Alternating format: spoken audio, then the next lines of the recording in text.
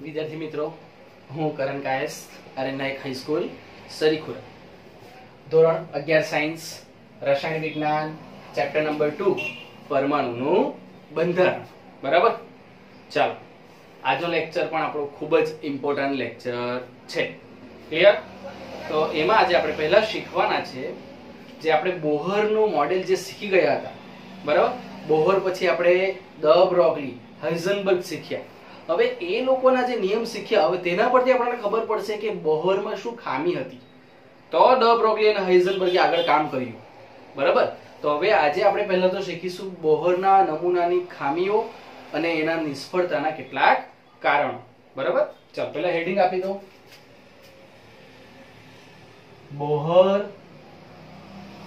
ના નમૂનાની ખામીઓ અને નિષ્ફળતાના કારણો. ક્લિયર થાય છે? ચાલો, તો આપણે આના વિશે પહેલા તો આપણે ચર્ચા કરીશું. ખામીઓ વિશે કરીશું અને એના નિષ્ફળતાના કેટલાક. એમ તો નિષ્ફળ તો કહેવાય જ નહીં, કારણ કે બોહરે આપણને બહુ સરસ સમજૂતી આપી છે કે વચ્ચે કેન્દ્ર છે, આજુબાજુ ઇલેક્ટ્રોન વર્તુળાકાર માર્ગે ગતિ કરે છે. એના દ્વારા જ આપણે સમજી શકાય.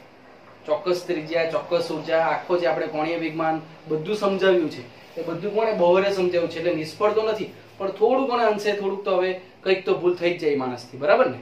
ચાલો, તો પહેલા તો આપણે એની ખામીઓની ચર્ચા કરીએ. ખામીઓ.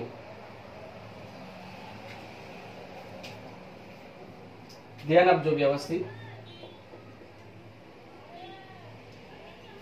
જે પહેલી ખામી આપણે કહેવા જઈએ તો કે બોહરનો જે નમૂનો હતો તે પર્ટિક્યુલર શેને અનુલક્ષીને હતો? યાદ કરો. હાઇડ્રોજન પરમાણુને અનુલક્ષીને હતો. યાદ આવે છે?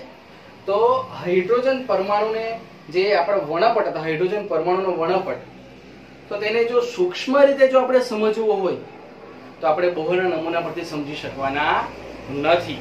બરાબર. પહેલા તો એ વસ્તુ લખી દઈએ કે શું વાત કરી કે હાઇડ્રોજન પરમાણુનો વર્ણપટ, હાઇડ્રોજન પરમાણુ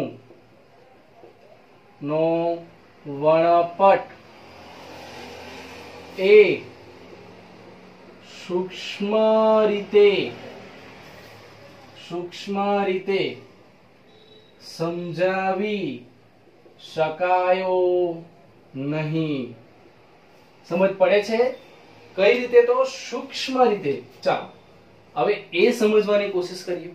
તો એ વર્ણપટ શેમાં મળે? વર્ણપટ શેમાં જોઈ શકાય? સ્પેક્ટ્રોસ્કોપીમાં. આપણે શબ્દ આગળ આખો જે ચેપ્ટર ચાલે છે એકદમ લિંક વાઇઝ ચાલે છે, એટલે તમારે એના વિડિયો લેક્ચરને લિંકમાં જોવા જ પડશે. પાછા રિટર્ન જોજો જો વર્ણપટ ના સમજ પડે તો. આખો લેક્ચર મૂક્યો છે મેં. તો વર્ણપટ શેમાં જોવાય? સ્પેક્ટ્રોસ્કોપીમાં. હું ઉપર દર્શાવી દઉં છું. શેમાં જોઈ શકાય? તો સ્પેક્ટ્રોસ્કોપીમાં. સ્પેક્ટ્રોસ્કોપી. બરાબર. ચાલો, સ્પેક્ટ્રોસ્કોપીમાં જ્યારે આપણે હાઇડ્રોજન પરમાણુનો વર્ણપટ જોઈએ ને, તો એને થોડે ઘણા અંશે સમજાવી દીધું આપણે. પણ કેટલીક વાર વર્ણપટ કેવો જોવા મળે ખબર? આ રીતે ધારો કે તમારું મશીન છે, બરાબર. આ તમારું જે સ્પેક્ટ્રોસ્કોપીનું મશીન છે, બરાબર. હવે એમાં વર્ણપટ કેવો જોવા મળે? તો આ રીતે. હવે કેટલીક વાર શું થાય કે છે ને, આ જે લાઈન છે ને તે ડબલ સાથે થઈ જાય. આ રીતે સિંગલ, ડબલ, ટ્રિપલ આ રીતે સાથે થઈ જાય. તમે દેખાય કે પહેલા સિંગલ લાઈન હતી, પછી લાઈન કેવી છે? સ્પેક્ટ્રમ કહેવાય. સ્પેક્ટ્રોસ્કોપીમાં જે વર્ણપટ મળે એને સ્પેક્ટ્રમ કહેવાય. એ જે સ્પેક્ટ્રમ મળે છે સૂક્ષ્મ, ખૂબ જ નાના છે. જો તો ડબલ થઈ જાય તો ડબલ ને કહીશું આપણે ડબલેટ. શું કહીશું? ડબલેટ. ટ્રિપલ થઈ જાય તેને કહીશું આપણે ટ્રિપલેટ. તો આ જે ડબલેટ અને ટ્રિપલેટ જે આપણા સ્પેક્ટ્રમ છે, જે આપણું વર્ણપટ છે અંદર, જે વિપાટન, અને વિપાટન થયેલું પણ કહેવાય. શું કહેવાય? વિપાટન થયેલું. એટલે જે આપણને મળે છે ને અંદર, જે આ લીટીઓ મળે છે એને એ વિપાટન તરીકે ઓળખવામાં આવે. જે વર્ણપટ છે એ સ્પેક્ટ્રોસ્કોપીમાં જોવા મળે, અને જે ક્રિએશન મળ્યું, જે આપણને મળ્યું અંદર, એ એક વિપાટન છે. અને કેવું છે? સિંગલ હોય તો આપણને સિંગલ લાઈન જોવા મળે છે, પરંતુ કેટલીક વાર કેવી હોય? ડબલેટ સાથે જોડાઈ ગયેલી હોય, બે લાઈન સાથે જોઈને ડબલેટ કહેવાય. ત્રણ લાઈન સાથે જોઈને એને ટ્રિપલેટ કહેવાય. તો આ જે સૂક્ષ્મ ડબલેટ અને ટ્રિપલેટ એના વિશે એ સમજાવી શકતો નથી. એટલે હવે ક્લિયર થાય છે કે પરમાણુનો વર્ણપટ જે સૂક્ષ્મ છે એ નથી સમજાવી શકતો. એટલે બે લાઈન સાથે થઈ ગઈ હોય, ત્રણ લાઈન સાથે થઈ ગઈ, એટલે જે વર્ણપટ મળ્યો હોય, વર્ણપટની લાઈન એ સાથે જોડાઈ ગઈ હોય, ડબલ ટ્રિપલ, તો એને સમજાવી શકતો નથી. ક્લિયર થાય છે આ વસ્તુ? ચાલ, આ એક વસ્તુ થઈ. એમાં જ બીજી વસ્તુ કે આ જે આપણો બોહરનો પરમાણુ નમૂનો છે એ હાઇડ્રોજન સિવાય બીજા જે પરમાણુઓ છે તેના માટે સમજાવી શકતો નથી. આપણને ખબર છે ઓલરેડી હાઇડ્રોજનની જેમ એક જ ઇલેક્ટ્રોન વાળા જે આપણા પરમાણુઓ હતા તેના માટે જ સમજાવી શકાતો હતો. બરાબર? ચાલ, એટલે આપણે એ લખી શકાય કે હાઇડ્રોજન સિવાય બીજા પરમાણુ માટે સમજાવવો મુશ્કેલ હતો. બરાબર? થોડે ઘણા અંશે એને માહિતી આપી એક ઇલેક્ટ્રોન માટે કે એક ઇલેક્ટ્રોન હોય તો તમે એની માહિતી જોઈ શકો, પણ પૂરેપૂરું એને સમજી શકવાના હતા નહીં. ક્લિયર થાય છે? તો આ બે વસ્તુ છે. ત્રીજી વસ્તુ ખાસ મહત્વની, એનામાંથી તમને એમસીક્યુ પણ પૂછી શકાય કે વિદ્યુતીય ક્ષેત્રની હાજરીમાં વર્ણપટ હોય કે ચુંબકીય ક્ષેત્રની હાજરીમાં વર્ણપટ હોય, ત્યારે પણ એને આપણે જે આ વર્ણપટ જે મળે છે એને વ્યવસ્થિત રીતે સમજી શકતા હતા નહીં. ચાલો, તો વિદ્યુતીય ક્ષેત્રની હાજરીમાં વર્ણપટ, અને વર્ણપટ પછી લખીએ આપણે શબ્દ, આમાં એક ડેફિનેશન આપું છું તમને, અને બીજું છે ચુંબકીય ક્ષેત્રની હાજરીમાં. ચુંબકીય ક્ષેત્રની હાજરીમાં તો જો વિદ્યુતીય ક્ષેત્રની હાજરીમાં જે આપણે વર્ણપટને જે સ્ટડી કરીએ, જે અભ્યાસ કરીએ, એને કહેવાય સ્ટાર્ક અસર. શું કહેવાય? સ્ટાર્ક અસર. આ તમારે એનસીઈઆરટી ની બુકમાં એક નાના અક્ષર લખ્યું છે, એમસીક્યુ ની અંદર પૂછી શકાય. બરાબર? પછી ચુંબકીય ક્ષેત્રની હાજરીમાં તેને કહેવાય ઝીમેન અસર. કઈ કહેવાય? ઝીમેન અસર. બરાબર? તો આ બંને જ્યારે અસરો હોય, એટલે કે આ બંને વિદ્યુતીય ક્ષેત્રની હાજરીમાં કે ચુંબકીય ક્ષેત્રની હાજરીમાં એ વર્ણપટ સમજાવી શક્યો નહીં. આપણે અહીં નીચે દર્શાવી દઈએ છીએ. ની હાજરીમાં વર્ણપટ, સોરી અહીંથી નજીકથી દર્શાવી દઈએ એટલે આપણી જગ્યા પણ બચે.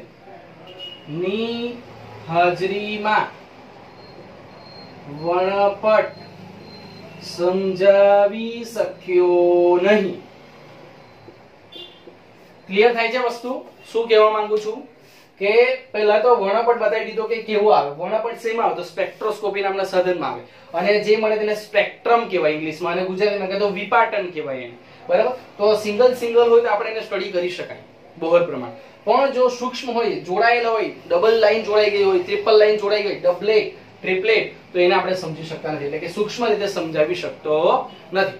બીજી વાત થઈ કે હાઇડ્રોજન સિવાય બીજા પરમાણુ માટે પણ એ વર્ણપટ આપણે જો સમજવો હોય તો વેરી ડિફિકલ્ટ, સમજી શકવાના નથી. ખબર પડે છે દીકરાઓ? ચાલ, ત્યાર પછી કહે છે કે સ્ટાર્ક અસર અને ઝીમેન અસર. વોટ ઇઝ સ્ટાર્ક અસર? તો વિદ્યુતીય ક્ષેત્રની હાજરીમાં આપણે જે વર્ણપટનો અભ્યાસ કરીએ એ સ્ટાર્ક, અને ઝીમેન કોને? તો ચુંબકીય ક્ષેત્રની હાજરીમાં જે આપણે વર્ણપટનો અભ્યાસ કરીએ ધેટ ઇઝ ઝીમેન. તો એ બંનેમાં બી આપણે વર્ણપટ સમજાવી શક્યો નહીં. જે આ બંને હાજરી હતી, કોની હાજરી હતી? તો વિદ્યુતીય ક્ષેત્રની હાજરી અને ચુંબકીય ક્ષેત્રની હાજરીમાં. બરાબર? તે સમજાવી શક્યો નહીં. અને એમાં આગળ જઈએ, આપણે તો જે આ રીતે રેખાનું વિપાટન, આ બધી જે કેવી છે સિંગલ રેખા છે, તો આમ વર્ણપટમાં રેખાનું વિપાટન સમજાવી શક્યો નહીં. સમજ પડે છે? એટલે આ જે સિંગલ જે રેખા મળે છે ને એ વિપાટન થયું. આ બધું કેવું એક પછી મળે તેને વિપાટન કહેવાય. એ જે છૂટી પડતી એક રેખા જે તમને મળ્યા કરે એને વિપાટન કહેવાય. તો એ વિપાટન સમજાવી શક્યો નહીં. ક્લિયર? ચાલ, તો આ એક ખામી હતી. બરાબર? ચાલ, બીજી ખામી જોઈએ.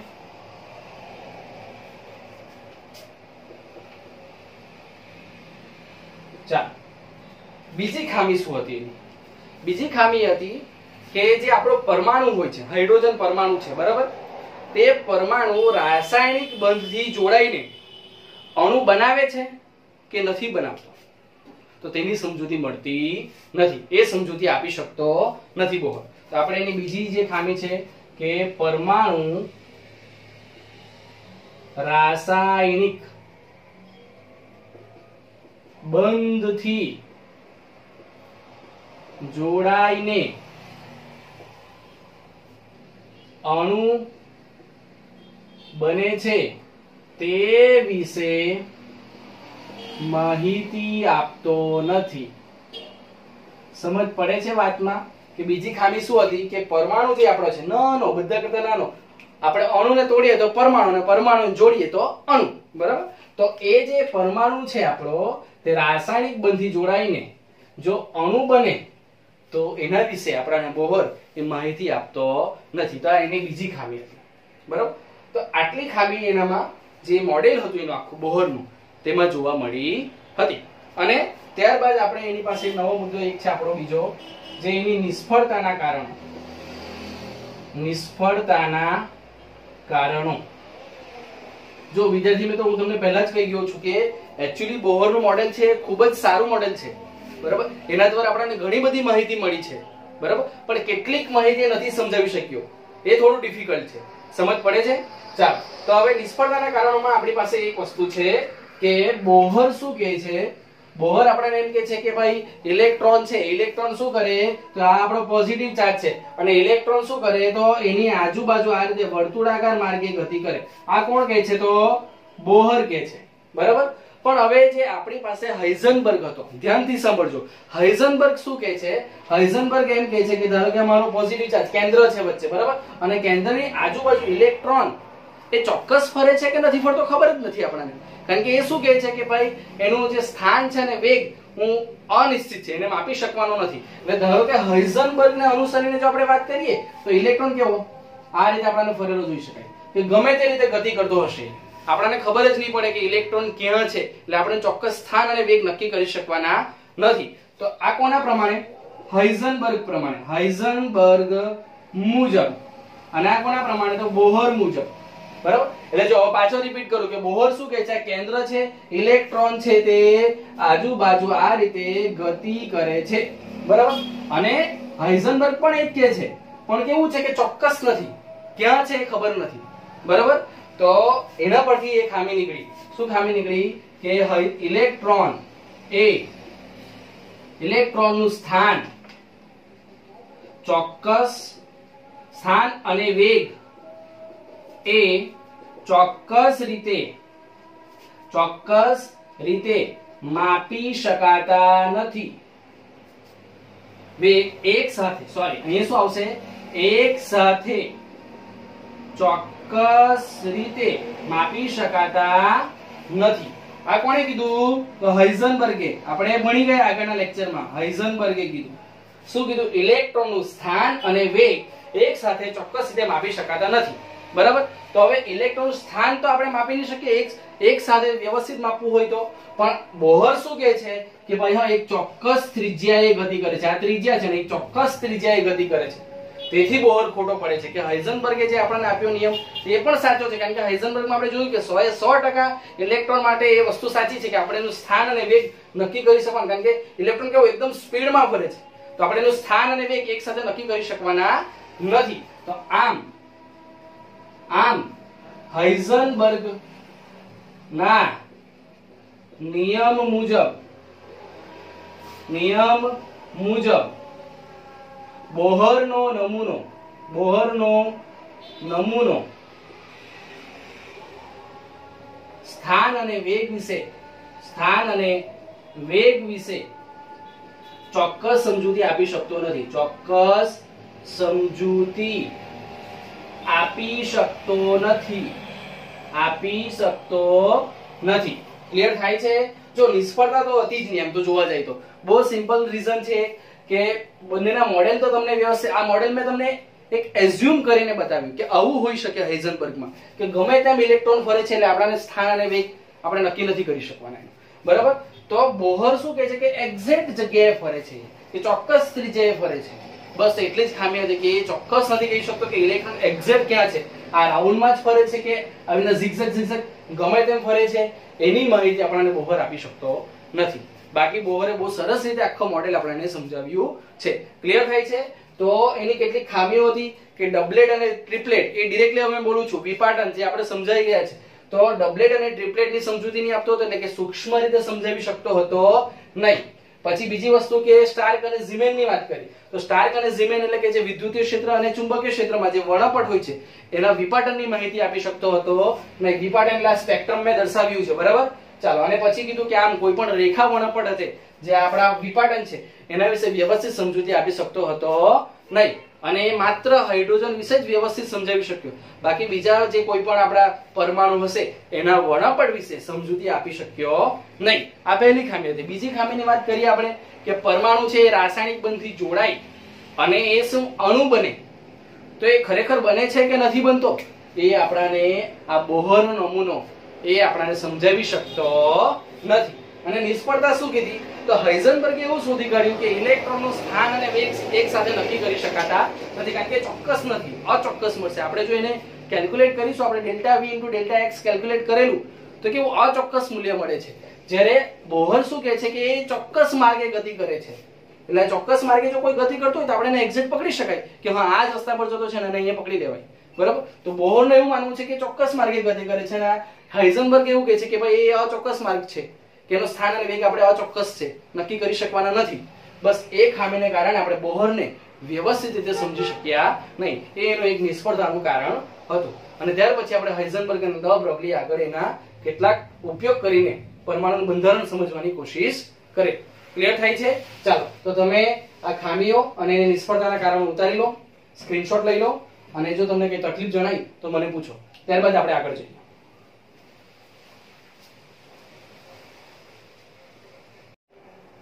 ચાલો આગળ જઈએ. હવે આપણે શું શીખ્યા અત્યારે? તો ગયા લેક્ચરની વાત કરીએ ડ બ્રોગલી હાઇઝનબર્ગ, બરાબર ને? એના પરથી હવે આપણે આગળ જવાનું છે. અત્યારે આપણે બોહરની ખામી જોઈએ. કેમ બોહરની ખામી અત્યારે ચલાવી? કે તમે હાઇઝનબર્ગ શીખી ગયા હોય તો તમને બોહરની ખામી ખબર પડે એટલે, બરાબર? હવે હાઇઝનબર્ગ પછી આપણે હવે આગળ જઈશું ને, તે જે આપણી આ પરમાણુ છે, પરમાણુની આજુબાજુ ઇલેક્ટ્રોન ફરે છે, એટલે કે એને આપણે કક્ષા કીધેલી, કક્ષકો કહેલી, બરાબર? તો હવે એને સમજવાનું છે. તો એ શેના દ્વારા સમજવાનું છે? તો આપણે એને સમજીશું ક્વોન્ટમ યંત્રશાસ્ત્ર દ્વારા, બરાબર? તો હવે હેડિંગ આપીશું મોસ્ટ આઈએમપી ટોપિક છે, વ્યવસ્થિત ધ્યાન આપજો.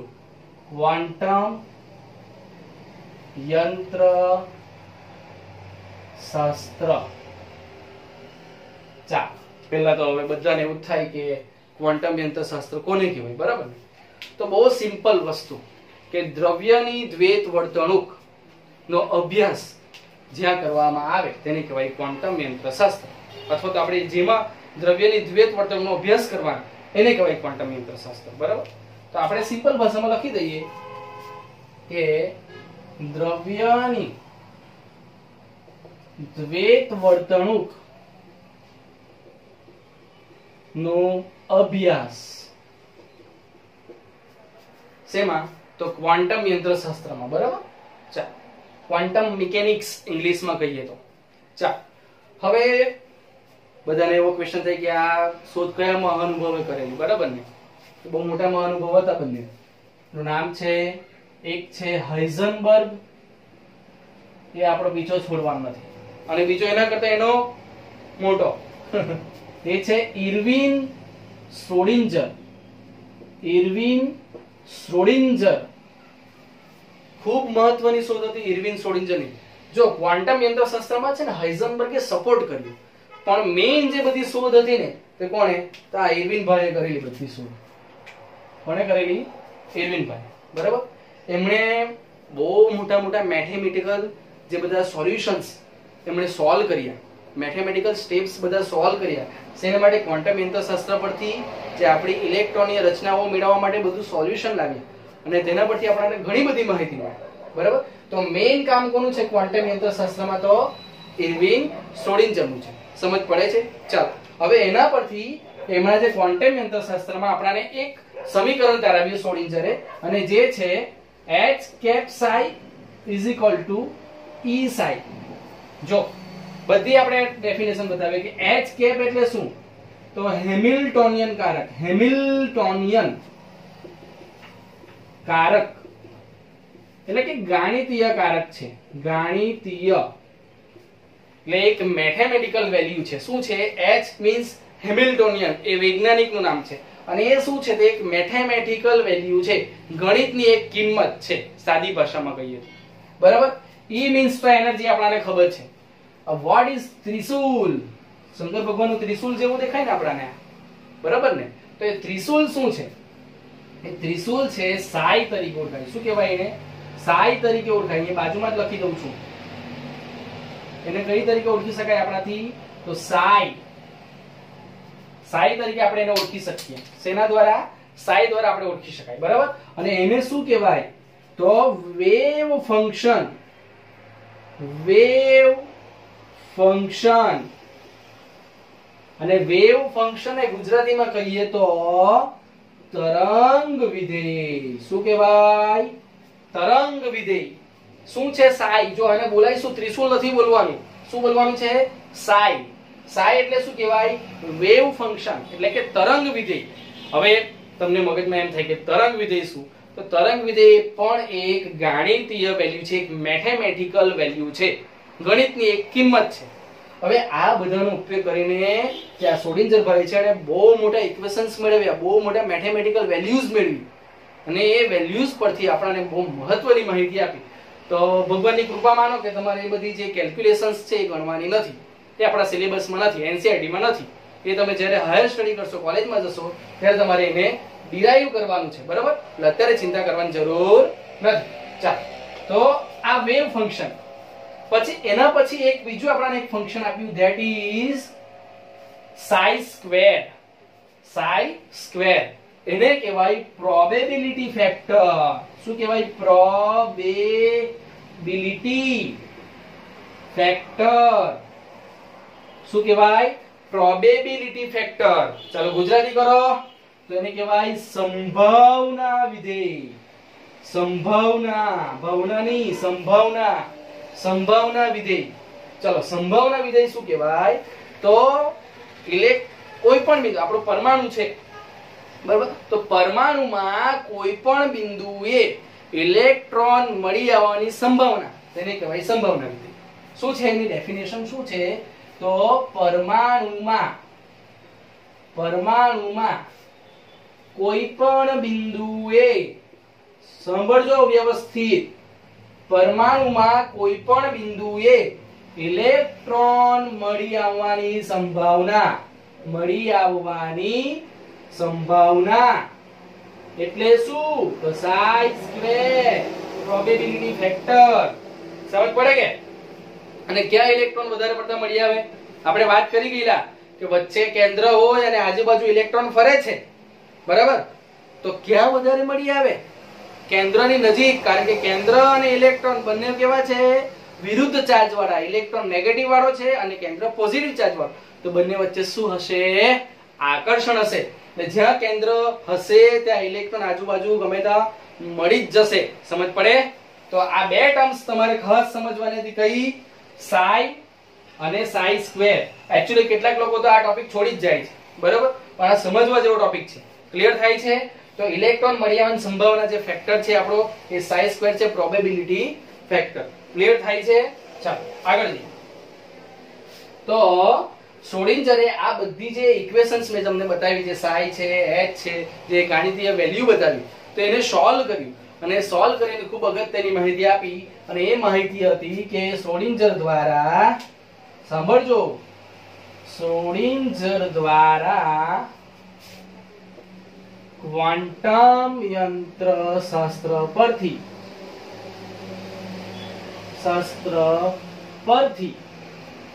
ખૂબ અગત્યની માહિતી એ કઈ હતી? તો ક્વોન્ટમ આંક વિશે માહિતી આપી. ક્વોન્ટમ આંક વિશે માહિતી આપી. સમજ પડે છે શેની વાત કરવાના? હવે આપણે ક્વોન્ટમ આંક.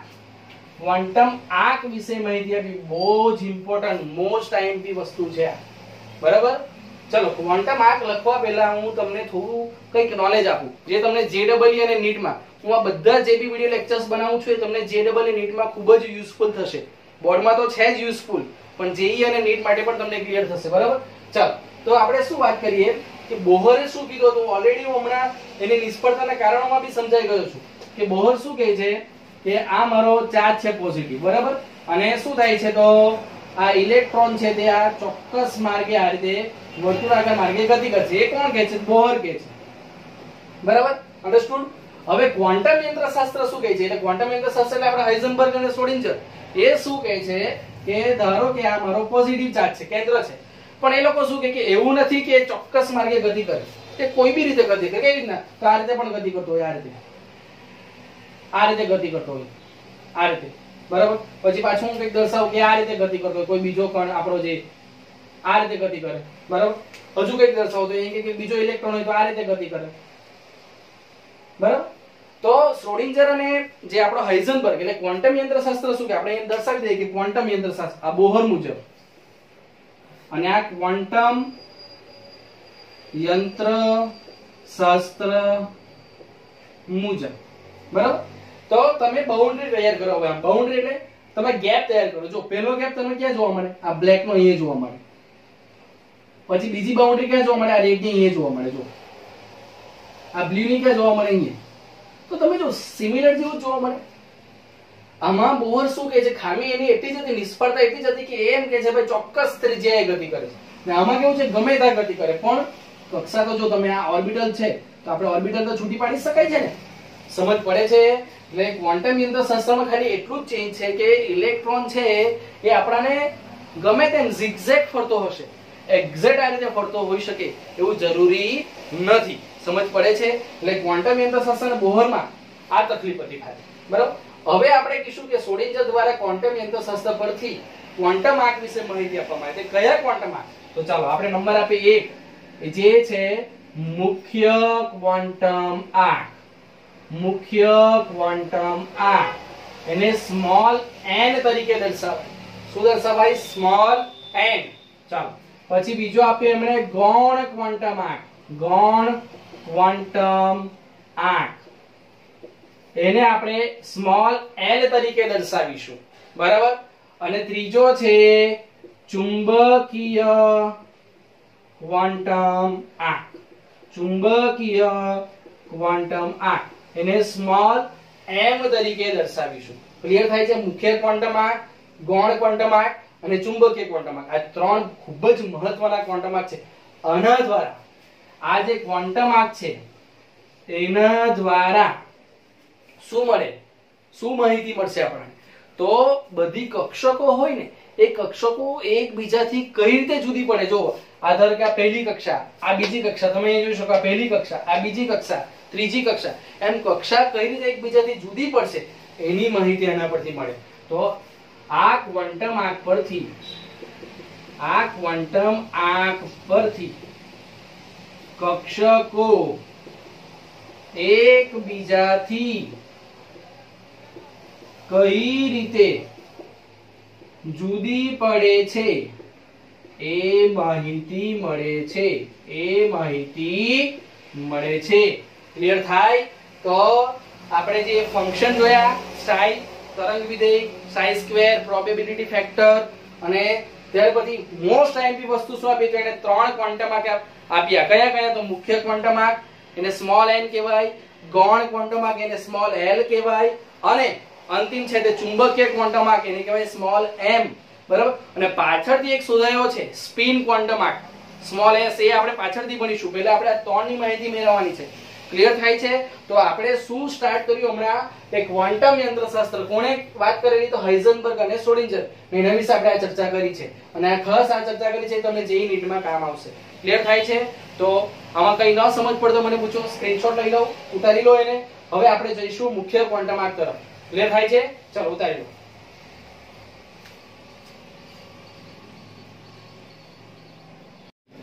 ચાલો લખાઈ ગયું? તો ટોપિક કયો છે હવે આપણો? મુખ્ય ક્વોન્ટમ આંક. બરાબર. ચલ પહેલા હેડિંગ આપી દો. શું છે ટોપિક નું નામ? મુખ્ય ક્વોન્ટમ આંક. બરાબર. ચાલ એનું નોટેશન શું આપી શકાય જણાવો, યાદ કરો. એને સંજ્ઞા કઈ આપી શકાય? તો તમને યાદ છે સ્મોલ n. સ્મોલ n તરીકે આપણે એને દર્શાવી શકાય. અને જ્યાં n બરાબર શું 1 2 3 અપ ટુ સો આગળ ચાલ્યા કરે. બરાબર. ચાલ તો મુખ્ય ક્વોન્ટમ આંક પરથી પહેલા તો શેની માહિતી મળશે આપણને? તો એ શું છે? સિમ્પલ છે કે આપણને એડ્રેસ આપે. શું આપે? ઇલેક્ટ્રોનનું એડ્રેસ, કે ક્યાં રહે છે ઇલેક્ટ્રોન. પ્રિન્સિપલ ક્વોન્ટમ નંબર કહેવાય એને. જો ઇંગ્લિશમાં કહો ને તો પ્રિન્સિપલ ક્વોન્ટમ નંબર. એટલે મુખ્ય ક્વોન્ટમ આંક પરથી મેઇન માહિતી શું મળે? કે એડ્રેસ ખબર પડે કે ક્યાંનો છે, ઓળખ આપે. બરાબર. તો આપણે એની પહેલો જ મુદ્દો લખીએ કે કોષની ઓળખ આપે છે. ક્લિયર થાય છે? શેની આપે? કોષની ઓળખ આપે. બરાબર. ચલો હવે એ તમને પહેલા ડિફાઇન કરી દો, પછી આપણે આગળ જઈએ. બરાબર. કોષની ઓળખ આપે એટલે ધારો કે શું કહેવા માંગુ કે મારી પાસે આ મારો પોઝિટિવ ચાર્જ છે. બરાબર. અને આ રીતે વર્તુળાકાર માર્ગે આપો બોહરના મુજબ. બરાબર. આ બોહરના બંને વસ્તુ તમને બતાવી દઉં છું. ને અહીં આપણે ક્વોન્ટમ યંત્રશાસ્ત્ર મુજબ શું વિચારીએ? તો આ રીતે. બરાબર. પછી બીજો ઇલેક્ટ્રોન હશે તો એ આ રીતે આ ફરતો હશે,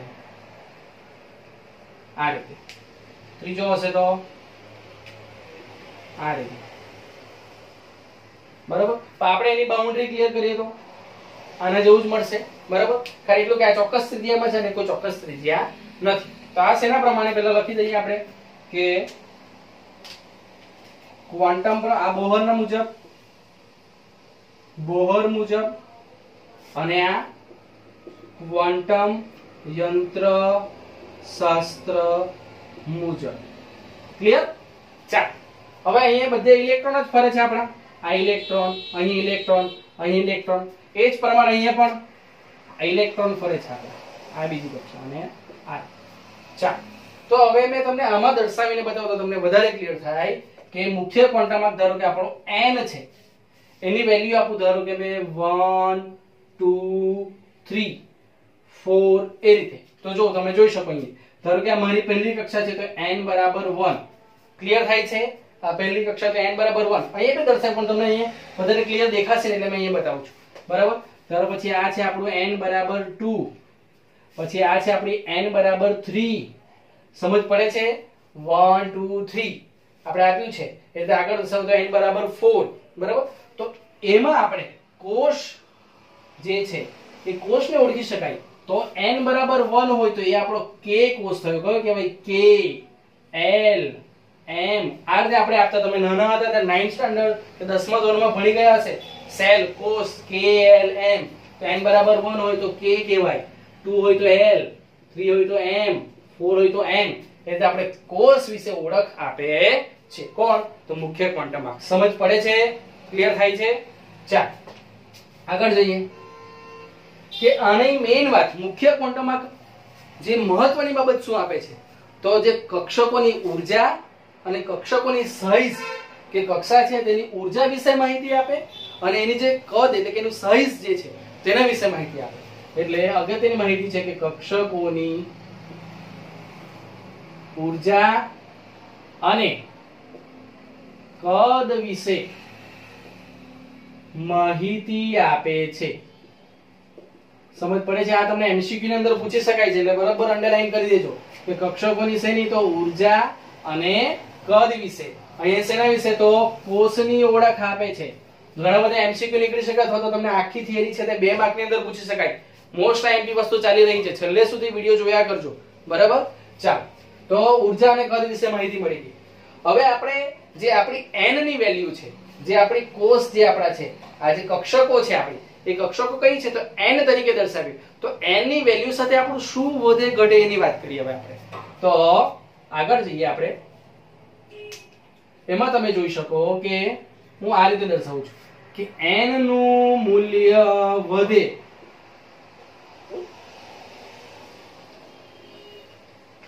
n નું મૂલ્ય વધે તો એની સાથે શું વધશે?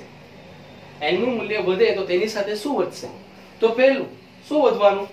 તો કક્ષા વધવાની, કક્ષકોની સંખ્યા વધવાની, બરાબર ને? ધારો કે જો આ પહેલી છે તો n બરાબર 1, ચલો મૂલ્ય વધારો, તો બીજો આવ્યો n બરાબર 2, ત્રીજો વધારો તો n બરાબર 3, તો કક્ષકોની સંખ્યા વધશે, બરાબર? તો ચાલો પહેલું લખીએ, કક્ષકોની સંખ્યા વધે છે અને એને n સ્ક્વેર તરીકે દર્શાવાય. વધે છે તેને n સ્ક્વેર તરીકે દર્શાવાય. ક્લિયર? સમજ પડે છે? ચાલો પછી બીજું છે કે કક્ષકોનું કદ વધશે. તો સમજ પડે છે કે જો આ પોઝિટિવ ચાર્જ છે, બરાબર? આપણું કેન્દ્ર છે, કક્ષા વધતી જાય તેમ જો પેલા એક જ કક્ષા હતી તો આટલું જ હતું ડિસ્ટન્સ, બીજી કક્ષા લો તો આટલું ડિસ્ટન્સ અને ત્રીજી કક્ષા લો તો આટલું. તો જેમ જેમ કક્ષકો વધારતા જઈએ આપણે તેમ તેમ આપણે એની સાઈઝ કદ વધતી જાય. સમજ પડે છે? એટલે આપણે અહીં લખી શકાય કે n નું મૂલ્ય જેમ જેમ વધતું જશે તેમ તેનું કદ વધતું જશે. એટલે n નું મૂલ્ય વધે તેમ કક્ષકોનું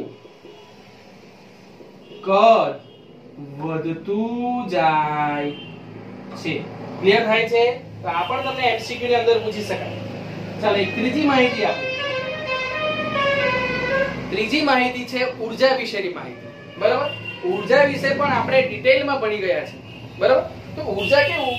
તો ઇલેક્ટ્રોન જ્યારે કેન્દ્રની નજીક હોય, ઇલેક્ટ્રોન જ્યારે કેન્દ્રની નજીક હોય ત્યારે એની ઊર્જા એકદમ ઓછી હોય છે, નીચી હોય છે, બરાબર ને? ઇલેક્ટ્રોન જ્યારે કેન્દ્ર નજીક હોય ત્યારે એની ઊર્જા નીચી હોય છે. કેન્દ્રથી જેમ જેમ દૂર જાય, કેન્દ્રથી એકદમ દૂર જતો રહે તેની ઊર્જા એકદમ જ વધી જાય, બરાબર? તો તમે જોઈ શકો કે ધારો કે n બરાબર 1 છે તો એ કક્ષા કેવી છે? તો ઇલેક્ટ્રોનની ખૂબ નજીક છે, n બરાબર 1. પછી n બરાબર 2 થોડી દૂર, n બરાબર 3 થોડી હજુ દૂર. તો જેમ જેમ તમે ઇલેક્ટ્રોન એટલે કે કેન્દ્ર છે તે કેન્દ્રથી ઇલેક્ટ્રોન દૂર જશે તેમ તેમ એની ઊર્જા વધતી જશે. તો એમ કે n નું મૂલ્ય વધે તેમ ઊર્જાનું મૂલ્ય, કક્ષકોની ઊર્જાનું મૂલ્ય વધતું જશે. અને કેમ વધતું જાય છે? તો અત્યારે પણ મેં તમને સમજાવ્યું કે નજીક હોય ઇલેક્ટ્રોન તેની ઊર્જા ઓછી હશે કેન્દ્ર સાથે, અને કેન્દ્રથી દૂર જાય તો ઇલેક્ટ્રોનની ઊર્જા આપણી વધતી જાય, એટલે કે કક્ષકોની ઊર્જા છે તે પણ સાથે વધતી જશે. ક્લિયર થાય છે? ચાલો તો આ ત્રણ વસ્તુ છે તમારી તે મહત્વની છે, તે તમારે યાદ રાખવાની છે, બરાબર? અને મેં અંડરલાઈન કરી દીધી છે. તો આપણે શું વાત કરી? બહુ સિમ્પલ છે. મુખ્ય ક્વોન્ટમ આંક શું આપે? તો સાદી ભાષામાં કહે તો સરનામું આપે, એડ્રેસ આપે. કોનું? તો આપણે કોષની ઓળખ આપે. ધારો કે એને દર્શાવાય કઈ રીતે? તો સ્મોલ n. સ્મોલ n બરાબર શું? તો 1 2 3 અપ ટુ ચાલ્યા કરવાનું, આગળ જેટલું આવે એટલું, બરાબર? ઇન્ફિનિટી. ચાલો હવે આપણે બોહર અને ક્વોન્ટમ યંત્રશાસ્ત્ર બંને દર્શાવી દીધા. અને કેમ દર્શાવ્યા? વારંવાર કહું છું કે બોહરે કીધું હતું કે ચોક્કસ ત્રિજ્યા, અને ક્વોન્ટમમાં કોઈ ચોક્કસ ત્રિજ્યા નથી. ગમે તેમ ઇલેક્ટ્રોન ફરે છે પણ એક ચોક્કસ માર્ગે ફરે છે, બરાબર? ત્રિજ્યા કઈ ચોક્કસ નથી. તો આપણે એને આ રીતે સમજ્યા. પછી સેલની આપણે માહિતી આપે કે n બરાબર 1 2 3 હોય તમારી કક્ષકોની સંખ્યા, તો એ પ્રમાણે કોષ કયા મળે? તો k l m n, એ પ્રમાણે તમને કોષ મળશે, બરાબર? ચાલો એ આપણે અગાઉ બી જ્યારે આગળના સ્ટાન્ડર્ડમાં પણ શીખેલા જ હતા. ત્યાર પછી એ ઊર્જા અને કદ વિશે માહિતી આપે, અને n નું મૂલ્ય વધે તો કક્ષકોની સંખ્યા વધશે, ઊર્જા વધશે અને કક્ષકોનું કદ વધશે. આટલી માહિતી આપણને મુખ્ય ક્વોન્ટમ આંક n પરથી મળે છે, બરાબર? સમજાયું? અને સ્ક્રીનશોટ લઈ લો, ઉતારી લો. ત્યારબાદ આપણે આગળના ગૌણ ક્વોન્ટમ આંક પર જઈશું. ક્લિયર થાય છે? ચાલો લખી લો.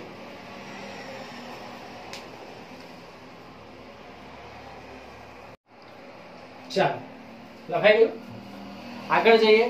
આગળનો આપણો બીજો ક્વોન્ટમ આંક છે એ ગૌણ ક્વોન્ટમ આંક, બરાબર? ચલો હેડિંગ આપી દો. ગૌણ ક્વોન્ટમ આંક. ચલો એને શેના વડે દર્શાવાય? સ્મોલ l વડે એને વ્યાખ્યાયિત કરી શકીએ આપણે. શેના વડે? સ્મોલ l વડે. ક્લિયર થાય છે? ચાલો હવે એ જે ગૌણ ક્વોન્ટમ આંક છે તો એને બીજી રીતે શું કહેવાય? તો કક્ષક કોણીય ક્વોન્ટમ આંક, સ્મોલ એલ, અથવા તો સહાયક ક્વોન્ટમ આંક, સહાયક ક્વોન્ટમ આંક સ્મોલ એલ. સમજ પડે છે? એટલે જો એને ત્રણ નામથી ઓળખી શકાય આપણે. શું છે તો ગૌણ ક્વોન્ટમ આંક થયો, પછી કક્ષક કોણીય ક્વોન્ટમ આંક, સહાયક ક્વોન્ટમ આંક સ્મોલ એલ તરીકે આપણે એને ઓળખી શકીએ છીએ. બરાબર? ચાલ, એક ખૂબ જ મહત્વની જે માહિતી છે કે શેની માહિતી આપે તો 3D કક્ષકોના આકારની માહિતી આપે. આકારની માહિતી આપે છે. કક્ષકોના 3D આકારને આપણે એવું વાક્ય બેસતું નથી, આપણે એ રીતે લખી શકાય કે કક્ષકોના 3D એટલે કે 3 ડાયમેન્શનલ આકારની માહિતી આપે છે. એટલે કે 3 ડાયમેન્શનલ ત્રિપરિમાણીય આકારની માહિતી આપે છે. કઈ રીતે એ સમજવાની કોશિશ કરીએ. જો આ જેઈ નીટમાં કોન્સેપ્ટ તમને કામ આવશે. બરાબર? ચાલો, તો ધારો કે આ મારું કેન્દ્ર છે. બરાબર? તો કોઈક વાર ઇલેક્ટ્રોન છે ને આ રીતે ગતિ કરે છે. આ રીતે રાઉન્ડમાં એટલે કે સ્ફેરિકલ ગતિ કરે છે. બરાબર? તો મેં એક કક્ષકોને નામ આપી દઉં S. શું નામ આપું? S. કેમ તો રાઉન્ડમાં જે સ્ફેરિકલ છે. સાંભળજો, આપણે એઝ્યુમ કરીએ છીએ કે એની જે કોષ છે, આપણે જે આકાર છે કેવો હોઈ શકે એના પરથી કોષના નામ શું આપી શકાય. બરાબર? ધ્યાન આપજો. ચાલ, પછી એક બીજી દર્શાવું કે આ મારું કેન્દ્ર છે. બરાબર? અને ઇલેક્ટ્રોન ધારો કે આ રીતે ગતિ કરે છે. આ રીતે ગતિ કરે છે. ડમ્બેલ આકારે ગતિ કરે છે. કયા આકારે? ડમ્બેલ આકાર. તો એને નામ આપું P. શું નામ આપ્યું? P નામ આપું છું. બરાબર? ચાલો, હજુ આગળ જઈએ. આ મારું કેન્દ્ર છે. તો કઈ ઇલેક્ટ્રોન આ રીતે ગતિ કરે છે કોઈક વાર.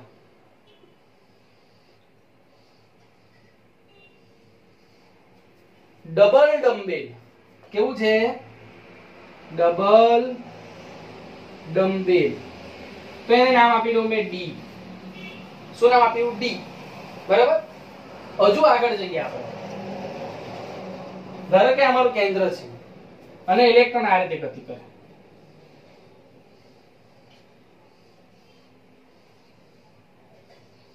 આ રીતે ગતિ કરે છે ઇલેક્ટ્રોન. તો કેવું છે? એક ફ્લાવર્સ જેવું દેખાય, તમને ફૂલ જેવું દેખાય છે. બરાબર ને? તેને હું નામ આપું F. સમજ પડે છે? તો આ રીતે જે આકાર દર્શાવ્યા છે, જે કક્ષકોના આકાર, કે ભાઈ કોઈ વખત આ કક્ષામાં ગતિ કરે છે ઇલેક્ટ્રોન, કોઈ રીતે આ રીતે કક્ષામાં ગતિ કરે છે ઇલેક્ટ્રોન, કોઈક વખત ઇલેક્ટ્રોન આ રીતે ડમ્બેલ આકાર કક્ષામાં ગતિ કરે છે, કોઈક વખત ફ્લાવર, ગમે તેમ જે આપણે સમજી લઈએ, ફ્લાવર તો તમને સમજ પડે એટલે એવું દર્શાવ્યું છે, પણ એટલે કે ગમે તેમ ગતિ કરે, આપણે એને એઝ્યુમ નથી કરી શકતા. બરાબર? ચાલ, તો આ રીતે આપણે આકારની માહિતી શેના પરથી મેળવી શકાય? તો ગૌણ ક્વોન્ટમ આંક. હવે તમે જોઈ શકો કે એક મહત્વની બાબત કે તમે S કક્ષાની જો વાત કરો, એની માહિતી તમને આપું છું ડિટેલ, પણ એ સમજો આકારના સંદર્ભમાં સમજીએ તો એ કેન્દ્રની નજીક હશે, સ્ફેરિકલ હશે તો મોટે ભાગે. બરાબર? તો એ નજીક એટલે ઓછી ઉર્જા હશે. આપણે પહેલા જ વાત કરી કે જે ઇલેક્ટ્રોન કેન્દ્રની નજીક હશે એ ઇલેક્ટ્રોન ઓછી ઉર્જા ધરાવે છે. મગજમાં ફિટ કરી દેવા આ વાક્ય. બરાબર? ચાલ, પછી P જો તો તમે જરાક કેન્દ્રથી દૂર જાય છે ડમ્બેલ આકારે, તો એ કેન્દ્રથી થોડું દૂર જાય એટલે કેન્દ્રથી ઉર્જા થોડી વધવાની, ઇલેક્ટ્રોનની દૂર જવાનો. પછી D માં ગમે તેમ જાય છે એટલે ઉર્જા હજુ વધવાની, અને F માં તો ભગવાન ભરોસે ઇલેક્ટ્રોન ગમે ત્યાં જ ફરે. બરાબર? એટલે એની ઉર્જા હજુ વધતી જવાની. તો અહીંયા ઉર્જાનો ક્રમ પણ તમને ખબર પડશે S P D F માં, કે ઓછી ઉર્જા કોની? તો S ને આગળ જાઓ તો F, એમ તમે આગળ જયા કરો, S P D F G H આગળ વધ્યા કરો. તેમ G H સુધી જશો ને તો ઇલેક્ટ્રોન આપણને ખબર જ નહીં પડે કે કેવી રીતના ફરે છે, ક્યાં જાય છે, એનો આકાર આપણે એક્ઝેક્ટ મેઝર કરી શકવાના નથી. સમજ પડે છે? તો આટલો ડિફાઇન કરવાની હું કોશિશ કરી છે, અને આ વસ્તુ તમને JEE અને નીટમાં કામ આવી શકે છે. ચાલો આગળ જઈએ. હવે આપણે L ના મૂલ્યની વાત કરીએ. L નું મૂલ્ય, તો L નું મૂલ્ય શેની વચ્ચે હોય છે? એને આપણને કીધું છે L નું મૂલ્ય 0 થી n - 1 ની વચ્ચે હોય છે. L નું મૂલ્ય શું હોય? 0 થી n - 1, જે n બરાબર શું છે આપણો મુખ્ય ક્વોન્ટમ આંક. બરાબર, આપણે જોઈ જ ગયા છે મુખ્ય ક્વોન્ટમ આંક n બરાબર 1 2 3. એડ્રેસ આપ્યું કે ભાઈ આપણું છે આ ધારો કે ઇલેક્ટ્રોન છે, આપણા કેન્દ્ર છે, આ ઇલેક્ટ્રોન છે, આ રીતે ફરે છે ઇલેક્ટ્રોન અહીંયા. તો આ પહેલી કક્ષા n બરાબર 1, n બરાબર 2. એ કક્ષાની માહિતી આપે આપણને કે આ પહેલી કક્ષા, બીજી કક્ષા, એડ્રેસ કે છે ઇલેક્ટ્રોન. બરાબર, તો અહીં L નું મૂલ્ય શું છે? 0 થી n - 1. બરાબર, તો હવે એના માટે જો આપણે ગણવું હોય તો ધારો કે સપોઝ ધેટ મેં લઉં n બરાબર 1, તો L બરાબર કેટલા મળશે? તો L બરાબર 0 થી n - 1 એટલે કે 1 - 1 એટલે કેટલા મળવાના આપણને?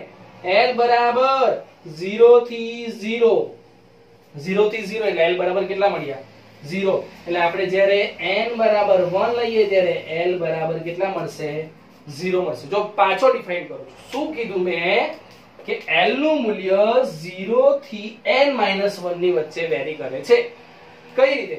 તો n બરાબર ધારો કે આપણે 1 લઈએ, મુખ્ય ક્વોન્ટમ આંક જે આપણો છે તે n બરાબર 1 લઈએ, તો L બરાબર 0 થી n - 1 એટલે 0 થી n - n ની જગ્યાએ 1 મૂક્યો અહીંયા મેં, તો 1 - 1 એટલે 0, તો 0 થી 0 એટલે 0 જ કહેવાય. બરાબર ને? એટલે આપણને L બરાબર શું મળશે? જ્યારે n નું મૂલ્ય 1 લઈશું ત્યારે L બરાબર 0 મળશે. ક્લિયર થાય છે? ચાલ, તો અહીંયા આપણે ઉપર લઈએ એક બીજો એક્ઝામ્પલ લઈએ કે n બરાબર 2 લઉં તો L બરાબર કેટલા મળશે? તો L બરાબર 0 થી n - 1 એટલે કે 2 - 1. કેટલા થાય? 2 - 1 એટલે કેટલું મળશે આપણને L નું મૂલ્ય? તો 0 થી 1 મળશે એટલે કે 0 થી 1. ક્લિયર થાય? તો n બરાબર જો 2 હોય તો L બરાબર 0 1. સમજ પડે છે? હવે આગળ કેલ્ક્યુલેટ નથી કરતો પણ હું ડાયરેક્ટલી લખી શકું કે n બરાબર 3 હોય તો L બરાબર શું થશે? 0 1 2. સમજ પડે છે કેમ? તો એ 3 - 1 એટલે 2 મળ્યા, તો 0 થી 2 એટલે 0 1 2. ક્લિયર થાય છે શબ્દ? આ શું કહેવા માંગુ છું? સમજ પડે છે?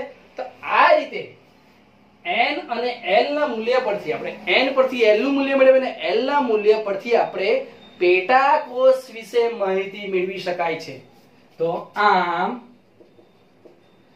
L ના મૂલ્ય પરથી પેટા કોષ વિશે માહિતી મળે છે.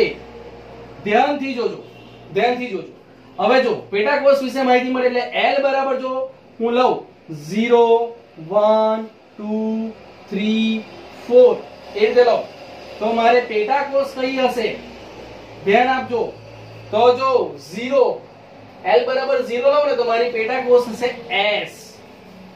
પછી 1 લઉં તો મારી હશે P D F S P D F G. એટલે કે 5 હોય તો અહીંયા H.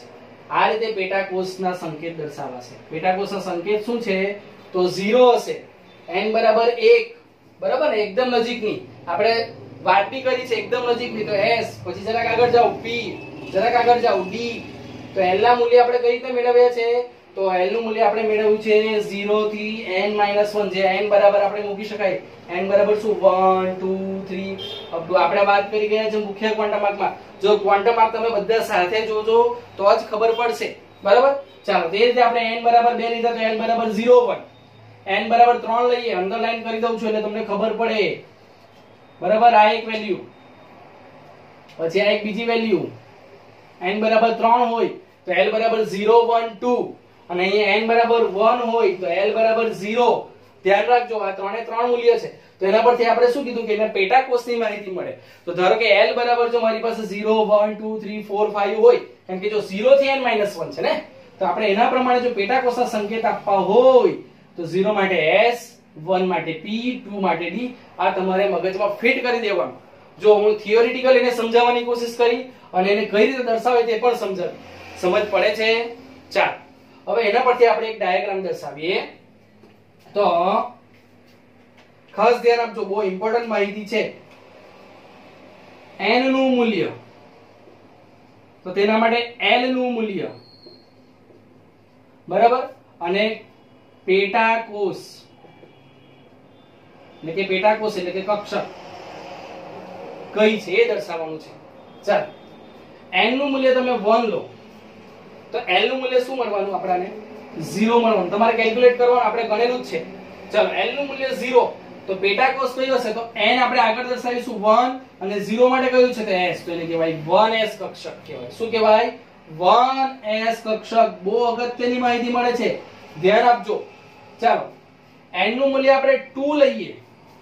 2 માટે જો 0 અને 1, 0 અને 2 માટે પાછું બીજું કયું મળે છે? 1 મળે છે, બરાબર. હવે પહેલા હું મૂલ્ય લખી જાઉં.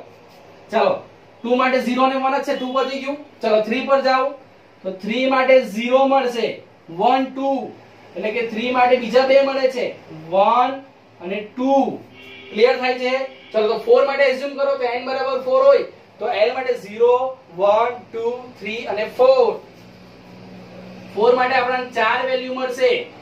કઈ? તો 0 1 2 અને 3. સમજ પડે છે? 0 1 2 અને 3, 4 વેલ્યુ મળે છે. ચાલો, પહેલા મને વ્યવસ્થિત દર્શાવી દઉં તમને, એટલે ક્લેરિફાઈ થઈ જાય. વ્યવસ્થિત ધ્યાન આપજો, તમે જાતે કેલ્ક્યુલેટ કરતા થાવ ત્યાં સુધી.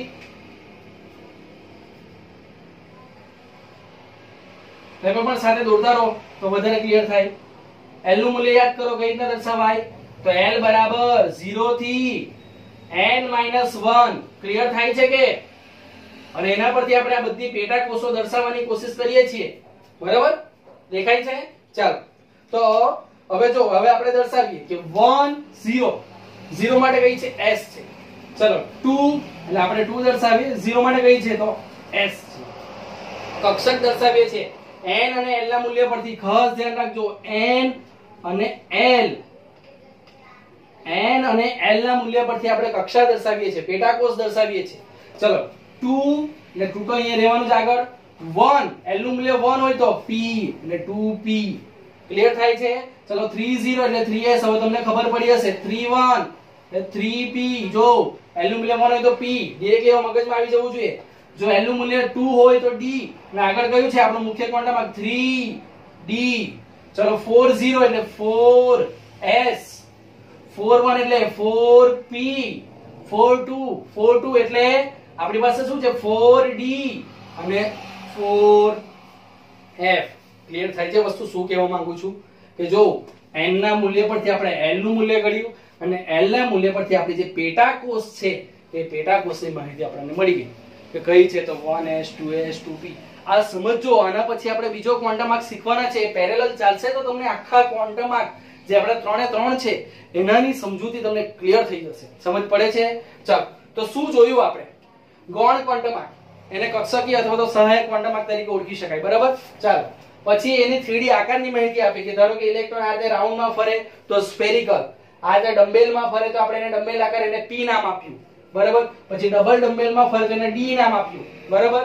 ચાલો, પછી ગમે તેમ ફરે છે એટલે આપણે એને ફ્લાવર આકાર આપી દીધો એટલે એને f નામ આપ્યું, એટલે તમને યાદ રાખવામાં પણ સરળ રહે, બરાબર? તો આ રીતે આપણે s p d f એના આકાર જોયા, બરાબર? ચાલો, સ્ફેરિકલ આકાર, ડમ્બેલ આકાર, ડબલ ડમ્બેલ આકાર, બરાબર? અને ફ્લાવર આકાર. ફ્લાવર તમે એઝ્યુમ કરી શકો, બરાબર?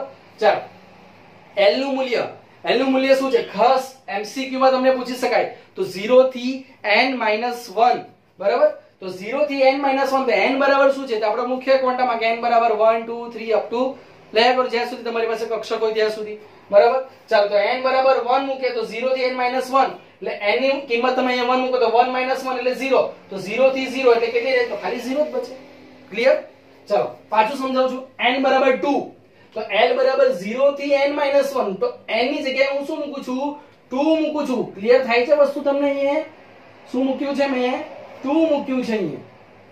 n બરાબર, તો 2 - 1 એટલે 1, એટલે શું બચશે આપણે? 0 થી 1. તો 0 થી 1 એટલે n બરાબર 2 માટે l બરાબર 0 અને 1.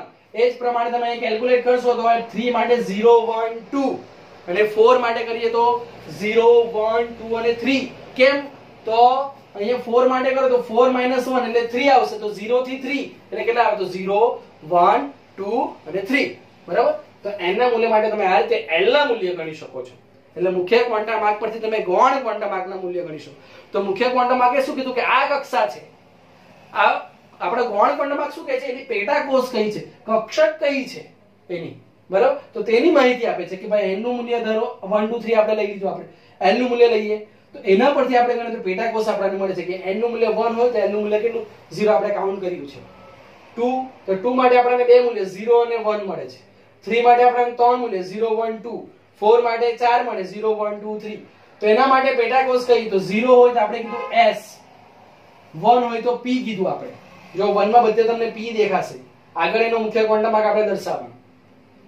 2 હોય તો d, જો 2 હોય તો ત્યાં તમને d દેખાશે, અને 3 હોય તો f. આ રીતે કન્ટિન્યુ તમને પેટા કોષ વિશે સમજૂતી મળી જાય છે. ક્લિયર થશે?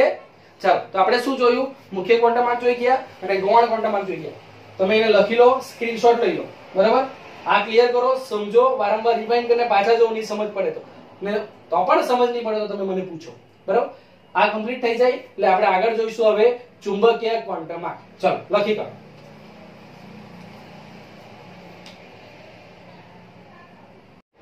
ચાલો લખાઈ ગયું. આગળ જઈએ. આગળનો આપણો જે ત્રીજો ક્વોન્ટમ માર્ક છે એ કયો છે, તો ચુંબકીય કક્ષકીય ક્વોન્ટમ માર્ક. ચાલો હેડિંગ આપી દો.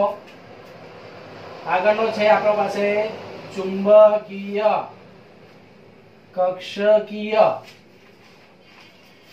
ચુંબકીય કક્ષકીય, કક્ષકીય ક્વોન્ટમ માર્ક.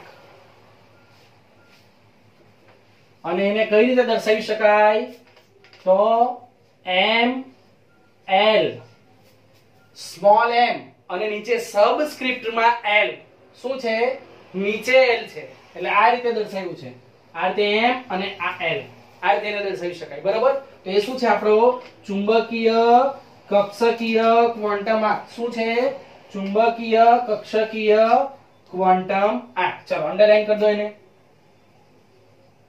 ચાલો, એના પરથી શું માહિતી મળે, તો ઓલરેડી આપણને ખબર છે કે મુખ્ય ક્વોન્ટમ માર્ક છે, તો મુખ્ય ક્વોન્ટમ માર્ક n પરથી આપણને સેલ કોષ કે ભાઈ n બરાબર 1 તો k l m n continue આપણને ખબર પડી જાય, એડ્રેસ ખબર પડી જાય, બરાબર. ચાલો પછી ગૌણ ક્વોન્ટમ માર્ક જોયા આપણે. તો ગૌણ ક્વોન્ટમ માર્ક પરથી આપણને પેટા કોષ વિશે માહિતી મળે, જે s p d f જે પેટા કોષ છે એના વિશે આપણને માહિતી મળી. હવે ચુંબકીય ક્વોન્ટમ માર્ક છે તે પેટા કોષમાં રહેલા કક્ષકની સંખ્યા કેટલી છે એના વિશે આપણને માહિતી મળશે, બરાબર. ચાલો તો પહેલા આપણે લખી દઈએ કે ચુંબકીય ક્વોન્ટમ માર્કમાં શું મળશે આપણને, કે ચુંબકીય ક્વોન્ટમ માર્ક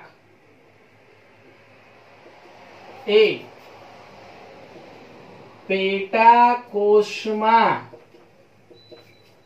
રહેલા કક્ષકોની સંખ્યા વિશે માહિતી આપે છે, સંખ્યા વિશે માહિતી આપે છે. ક્લિયર? તો શું છે શબ્દો જો, ચુંબકીય ક્વોન્ટમ માર્ક શું, તો પેટા કોષમાં રહેલા કક્ષકોની સંખ્યા, બરાબર. એના વિશે આપણે સમજૂતી મેળવવાના છે. ક્લિયર થાય છે? ચાલો હવે m નું સૂત્ર શું છે, એટલે કે ચુંબકીય ક્વોન્ટમ માર્ક m એનું સૂત્ર શું છે, તો m બરાબર, ખાસ ધ્યાન આપજો, આપણે મૂલ્ય મેળવવાનું છે ને, તો m બરાબર twice l plus 1 2l plus 1, જે l બરાબર શું છે આપણો ગૌણ ક્વોન્ટમ માર્ક છે, બરાબર. અથવા એટલે કે આપણે જો સાદી ભાષામાં યાદ રાખવું હોય તો -l થી પ્લસ l, -l થી પ્લસ l. આ શેના માટે છે, તો ખાલી યાદ રાખવા માટે છે, યાદ રાખવા માટે, બરાબર. પરીક્ષામાં પૂછાય તો આ જ લખવાનું, m = 2l + 1. આ નહીં લખી આવતા, સમજ પડે કે? ચાલ હા, તમે બંને સાથે લખો ધેટ ઇઝ ઓકે, પણ આ એકલું ના ચાલે. ક્લિયર? ચાલ તો હવે આપણને m ની કિંમત માટેનું સૂત્ર મળી ગયું, m પરથી શું મળી શકે એ ખબર પડી ગઈ, તો હવે મેળવવાની કોશિશ કરીએ. ચાલો તો વ્યવસ્થિત તમે પણ નોટ લઈને બેસો, હું જે લખું છું એ વ્યવસ્થિત નોટ કરજો. ચાલો પહેલા તો n નું મૂલ્ય, બરાબર, પછી આવશે l નું મૂલ્ય, બરાબર, પછી આવશે પેટાકોષ, બરાબર, અને ત્યાર પછી આવશે m નું મૂલ્ય, m નું મૂલ્ય આવશે, બરાબર. ચાલો હવે n નું મૂલ્ય તો આપણે ડાયરેક્ટલી દર્શાવીએ છીએ. l નું મૂલ્ય એટલે કે 0 થી n - 1 એના દ્વારા ગણી શકાય. આપણે ઓલરેડી ગૌણ ક્વોન્ટમ માં ગણી ગયા છે, બરાબર. ચાલો પેટાકોષ આપણે એના પરથી લખીશું. m નું મૂલ્ય, તો m નું મૂલ્ય શું છે? તો ટ્વાઇસ m બરાબર ટ્વાઇસ l પ્લસ 1, અને એના પરથી જે માહિતી મળશે આપણે અહીં દર્શાવીશું, બરાબર. ચાલો તો પહેલા તમે એને કોષ્ટક દોરી દો વ્યવસ્થિત રીતે. ખૂબ અગત્યની માહિતી છે આ. ચાલો હવે n નું મૂલ્ય આપણે મૂકતા જઈશું, બરાબર. ચાલો n નું મૂલ્ય આપણે મૂકીએ 1. તો આપણને એના માટે l નું મૂલ્ય ખબર છે કેટલું હશે? તો 0 હશે. આપણે ઓલરેડી ગણી ગયા છે, બરાબર. ચાલો તો એ પેટાકોષ કઈ હશે? તો આપણને ખબર છે 1s. યાદ કરો l ના મૂલ્ય માટે 0 માટે s, બરાબર. ચાલો એના માટે l નું મૂલ્ય ગણીએ તો આપણે સોરી m નું મૂલ્ય ગણીએ તો m નું મૂલ્ય કેટલું થવાનું? Twice l. એટલે l બરાબર કેટલા છે? 0. એટલે 2 into 0 એટલે 0. તો કેટલા બચે? m બરાબર 1 બચે. તો s માટે જે s કક્ષા છે પેટાકોષ, તેના માટે જે આપણે શું શોધવાના છે? કક્ષકોની સંખ્યા. અહીંયા આપણે લખી દઈએ કક્ષકોની સંખ્યા. એ કેટલી મળશે પેટાકોષ? તો એક જ મળશે આપણને. સમજ પડે છે શું કહેવા માંગુ છું? હું તમને બતાવીશ. પહેલા આ કેલ્ક્યુલેટ કરીએ આપણે આને. ચાલો હવે n બરાબર 2 લઈએ. n બરાબર 2 લઈએ. ચલો 2 લઈએ પહેલા.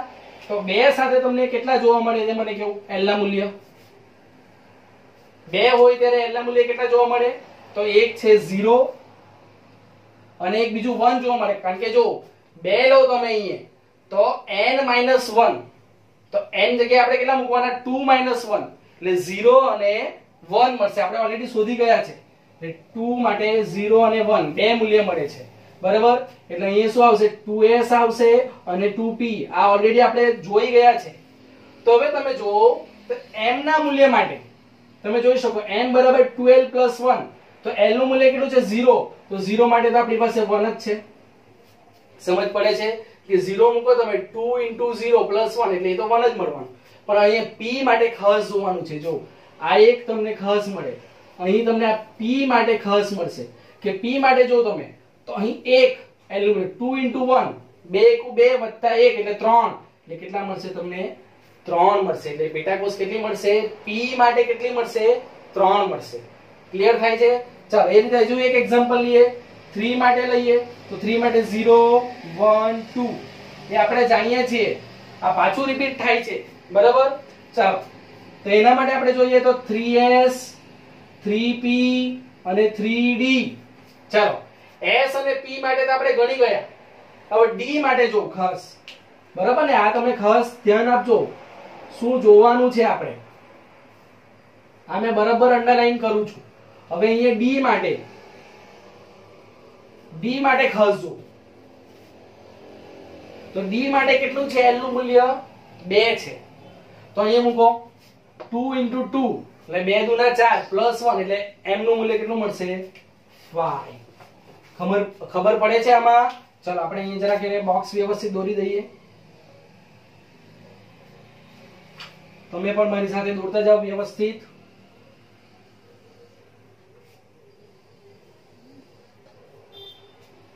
ચાલો અહીં કેટલું મૂલ્ય મળ્યું આપણને 3D માટે? 3d થશે, બરાબર. કારણ કે 2 ના મૂલ્ય માટે આપણી પાસે l નું મૂલ્ય શું છે? d છે. અને એ કેટલી કક્ષા મળે છે આપણને? 5 મળે છે. ક્લિયર થાય છે? ચાલો આગળ જઈએ. તો આ એક મૂલ્ય તમને કામનું આવી ગયું, બરાબર. જો s માટે 1, p માટે 3, d માટે 5. જો આ પેટાકોષની સંખ્યા તમને મળે છે. અહીં શું મળે છે? પેટાકોષની સંખ્યા વિશે માહિતી મળે છે. ક્લિયર થાય છે? હજુ આગળ જઈએ. એક એક્ઝામ્પલ લઈએ બીજું. 4 લઈએ તો 4 માટે આપણને ખબર છે 4 મૂલ્ય મળે, ઓલરેડી જોઈ ગયા છે. 0 1 2 3 બરાબર. ચલો પહેલા બોક્સ દોરી દો.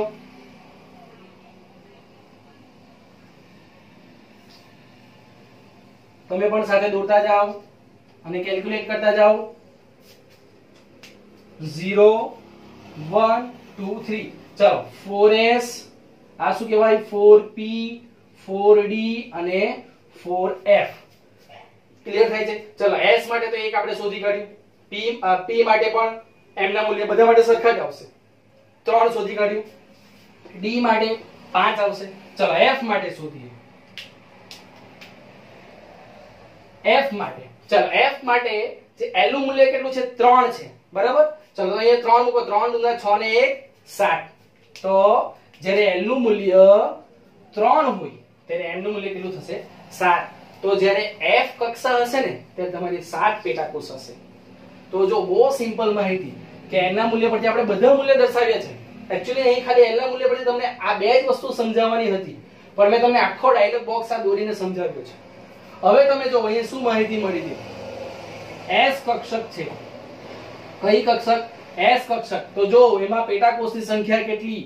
તો 1, એટલે આ રીતે s કક્ષક હશે બરાબર. ચાલો ત્યાર પછી p કક્ષક. p કક્ષક લઈએ તો એની પેટાકોષની સંખ્યા કેટલી છે? જો 3 છે બરાબર. તો એના માટે કેવું હશે? તો આ રીતે હશે. સમજ પડે કે? ચાલો પછી d કક્ષક.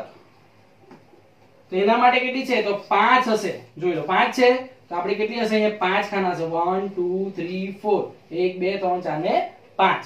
અને f કક્ષક તો કેટલા છે? એના માટે 7 છે. તો જો તમે પેટાકોષની સંખ્યા 7 1 2 3 4 5 6 અને 7. સમજ પડે છે? તો આ રીતે પેટાકોષ તમને જોવા મળશે. સમજ પડે? આ છે s, આ p, આ d અને આ f. ક્લિયર થાય છે તમને? ચાલ હવે એમાં પણ કેટલીક માહિતી લેવાની છે આપણે. હવે મેં તમને એક ઇન્ફોર્મેશન આપી અત્યારે. કઈ ઇન્ફોર્મેશન આપી? -l થી +l ની ઇન્ફોર્મેશન આપી તમને. શેની આપી? -l થી +l. જો બહુ જ ઇમ્પોર્ટન્ટ માહિતી છે એ પણ સમજવા માટે. -l થી +l બરાબર. ચાલો હવે s માટે જોઈએ તો આપણી પાસે 1 છે બરાબર. l નું મૂલ્ય કેટલું છે? 0 છે s માટે. તો -0 થી +0 એટલે કઈ નહીં, એક જ રહેવાની કક્ષા બરાબર. પણ p માટે સમજવાનું છે આપણે. જ્યારે l નું મૂલ્ય એટલે કે જ્યારે આપણે l બરાબર ડાયરેક્ટલી અહીં 1 લખી દઈએ, l બરાબર 1 તો મૂલ્ય કેવા મળશે? m માટે કેટલા મળશે? જો જ્યારે 1 મૂલ્ય હોય ત્યારે m બરાબર 3 મળે. m બરાબર 3 એટલે કેવા હશે? તો -l થી +l. એટલે જો -l એટલે કે -l એટલે -1 0 +1. આ l પરથી લખી શકાય. -l થી +l. જો ખાસ ધ્યાન આપજો. સમજ પડે છે? એ જ રીતે જો l બરાબર 2 લઈએ 2 તો m બરાબર કેટલા મળશે? 5 મળશે. તો કેટલા મૂલ્ય? -2 થી +2 એટલે -2 -1 0 +1 +2. સમજ પડે છે કે શું કહેવા માંગુ છું? તો આ 5 કક્ષકો. સમજ પડે? તો આ રીતે જો તમે જોઈ શકો તો આ 3 કક્ષકો છે બરાબર.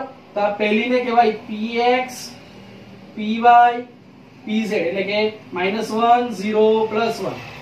આ રીતે સમજવું હોય તો આ ડિટેલમાં જેઈ નો કોન્સેપ્ટ છે, નીટ નો કોન્સેપ્ટ છે બરાબર.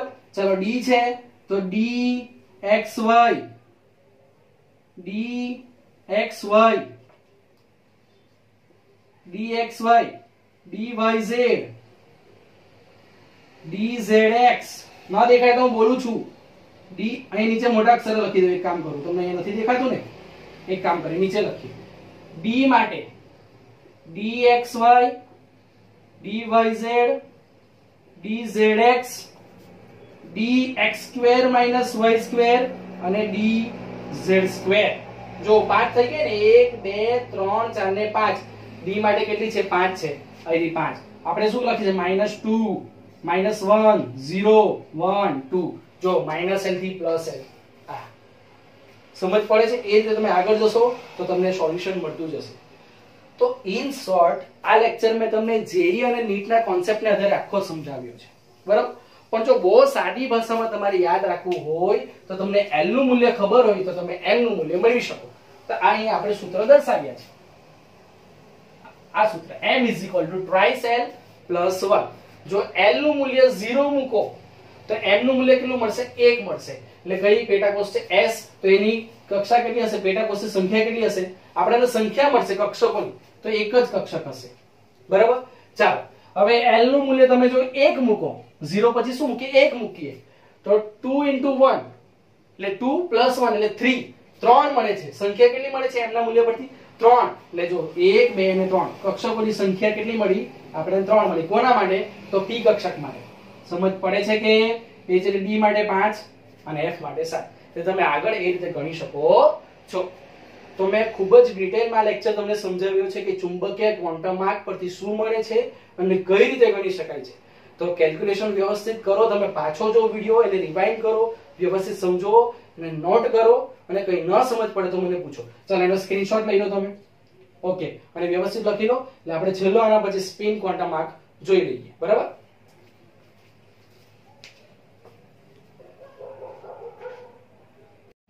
ચાલો લખાઈ ગયું ચોથો અને અંતિમ આપણો ક્વોન્ટમ આંક છે એ કયો છે સ્પિન ક્વોન્ટમ આંક તો આપણે જે ત્રણ જોઈ ગયા મુખ્ય ગૌણ અને ચુંબકીય એની શોધ કોણે કરી હતી તો શ્રોડિંજર નામના વૈજ્ઞાનિકે હવે આ સ્પિન ક્વોન્ટમ આંક એ પાછળથી શોધાય અને સ્પિન ક્વોન્ટમ આંકનો ગુજરાતી થાય છે ઇલેક્ટ્રોન ભ્રમણ ક્વોન્ટમ આંક એટલે ઇલેક્ટ્રોનના ભ્રમણ વિશે સમજૂતી આપી છે અને એ કયા વૈજ્ઞાનિક હતા તો જ્યોર્જ ઉલેનબેક અને સેમ્યુઅલ ગાઉડસ્મિથ બરાબર ચાલો પહેલા એનો હેડિંગ આપી દે પછી સમજીએ એને ચાલો કયો છે આપણો ક્વોન્ટમ આંક હવે ઇલેક્ટ્રોન ભ્રમણ ક્વોન્ટમ આંક અથવા શું કહેવાય એને સ્પિન ક્વોન્ટમ આંક એને ઇંગ્લિશમાં સ્પિન તરીકે અને ગુજરાતીમાં આપણે બોલીએ તો ઇલેક્ટ્રોન ભ્રમણ ક્વોન્ટમ આંક અને એને દર્શાવવાની રીત છે કઈ છે તો s બરાબર સ્પિન ક્વોન્ટમ આંકને આપણે s દ્વારા દર્શાવી શકાય છે બરાબર ચાલ હવે આપણે એને સમજવાની કોશિશ કરીએ તો પહેલા તો કયા વૈજ્ઞાનિકે આપણે એને આપ્યું તો સ્પિન ક્વોન્ટમ આંક સ્પિન ક્વોન્ટમ આંક એ જ્યોર્જ ની શોધ જ્યોર્જ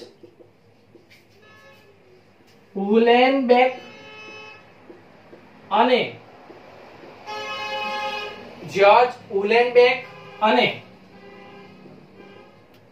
સેમ્યુઅલ ગાઉડસ્મિથે કરી હતી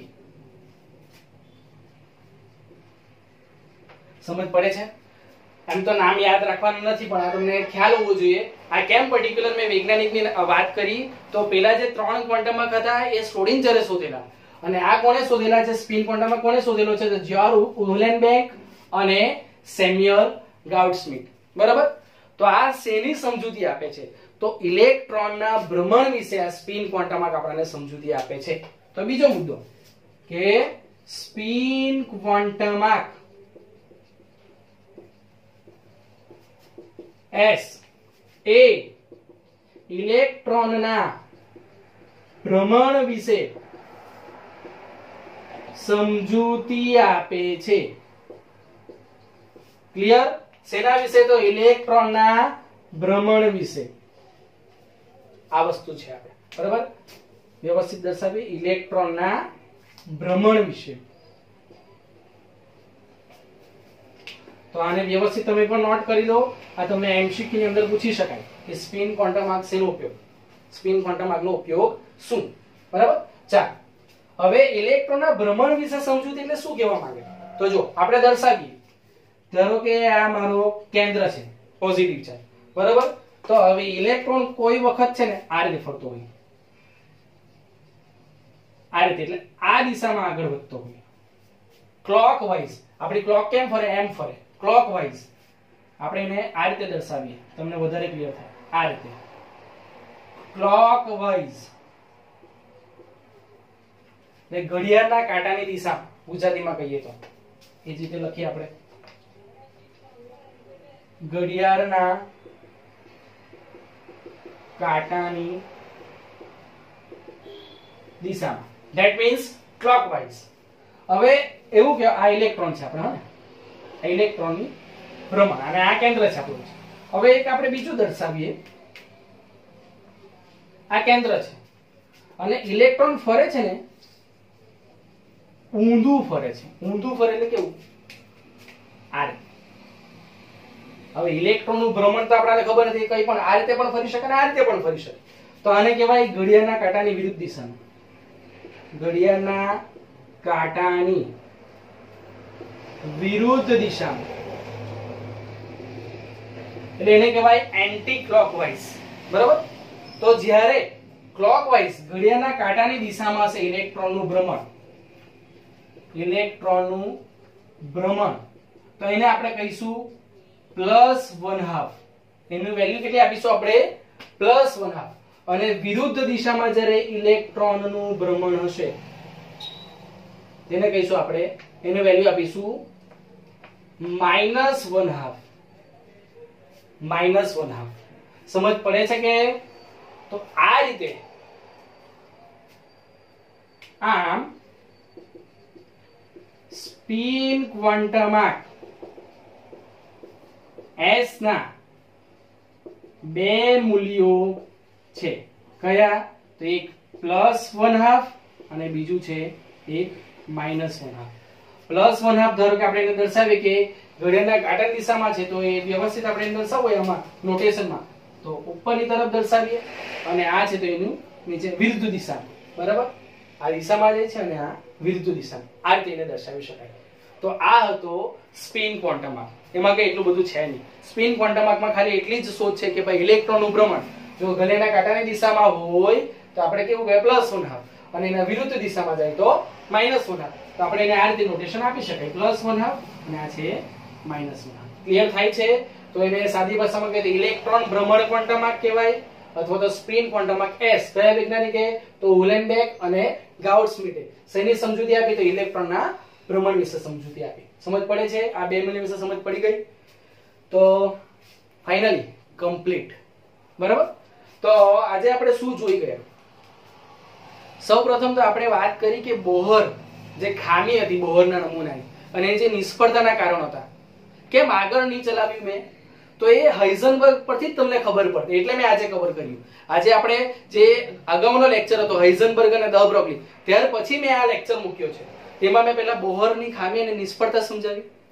ત્યારબાદ આપણે શીખ્યા કે ક્વોન્ટમ યંત્રશાસ્ત્ર શું છે, તો તરંગ અને કર્ણનો બંનેનો મિક્સ સ્વભાવને સમજાવે. બરાબર? એક ક્વોન્ટમ યંત્રશાસ્ત્ર, એમાં શ્રોડિંજર અને હાઇઝનબર્ગ મળીને કામ કર્યું, એના વિશે આપણે ચર્ચા કરી. અને એના પરથી શ્રોડિંજરે ખૂબ મહત્વની માહિતી આપી. કઈ? તો ક્વોન્ટમ આર્ક, મુખ્ય ક્વોન્ટમ આર્ક, ગૌણ ક્વોન્ટમ આર્ક અને ચુંબકીય ક્વોન્ટમ આર્ક. એ ત્રણે ત્રણ ક્વોન્ટમ આર્ક આપણે ડિટેલમાં સમજ્યા. બરાબર? અને ત્યાર પછી પાછળથી શોધાવે સ્પિન ક્વોન્ટમ આર્ક, એના વિશે આપણે સમજૂતી મેળવી. તો વિદ્યાર્થી મિત્રો, આપણે શરૂઆતથી પરમાણુનું બંધારણ ચલાવીએ છીએ, તો અંતે જે આપણને શું જોઈએ છે? મેઇન ઇલેક્ટ્રોનીય રચના જોઈએ છે. આપણા જે પરમાણુ છે, આપણા જે આવર્ત કોષ્ટકના, એની ઇલેક્ટ્રોનીય રચનાની માહિતી જોઈએ છે. તો આપણે થોમ્સન જોઈ ગયા, રુથરફોર્ડ જોઈ ગયા, ત્યાર પછી આપણે બોહર જોઈ ગયા. બરાબર? દ બ્રોગલી, હાઇઝનબર્ગ. તો અંતે આપણને ક્યાંથી ખબર પડે છે? જે શ્રોડિંજરે જે ક્વોન્ટમ યંત્રશાસ્ત્ર કીધું, પણ ક્વોન્ટમ યંત્રશાસ્ત્ર સુધી શ્રોડિંજર કઈ રીતે પહોંચ્યો? તો પેલા બધા જે વૈજ્ઞાનિકે જે મહેનત કરી એને આધારે આ શ્રોડિંજર ક્વોન્ટમ યંત્રશાસ્ત્રની જે એને આખી ગણતરી દર્શાવી, એના પરથી આપણને જે બધી આ જે ક્વોન્ટમ આર્ક વિશે માહિતી આપી, એના પરથી હવે આપણે અંતે ઇલેક્ટ્રોનની રચના પર પહોંચી જઈશું ફાઇનલી. બરાબર? તો મિત્રો, આજે જે આ લેક્ચર છે બહુ જ મોસ્ટ આઈએમપી લેક્ચર છે. એને વ્યવસ્થિત તમે રિવાઇન્ડ કરીને જોજો. બહુ બધા એમસીક્યુ, ઘણા બધા એમસીક્યુ પૂછી શકાય, થિયરી તરીકે પૂછી શકાય, એટલે પરીક્ષા લક્ષી તો ખૂબ જ આઈએમપી છે. એટલે કીધું કે અંત સુધી જોજો, તો જ હું તમને અંતે કહીશ કે શું આઈએમપી છે. ક્લિયર થાય છે? ચાલો, તો હવે જે એક લેક્ચર આપણો આ થિયરી પાર્ટ એક જ થિયરી આપણે હવે બાકી રહી છે આ ચેપ્ટર 2 માં, જે આપણે લાસ્ટ લેક્ચર હવે બનાવી દઈશું અને એમાં જોઈશું. ત્યાર પછી થોડા એક્ઝામ્પલ આપણે જોઈ લઈશું. ક્લિયર થાય છે? ચલો આનો સ્ક્રીનશોટ લઈ લો, એને ઉતારી લો, લખી લો, સમજો, અને કંઈ પણ ન સમજ પડે તો તમે મને પૂછી શકો છો. Thank you.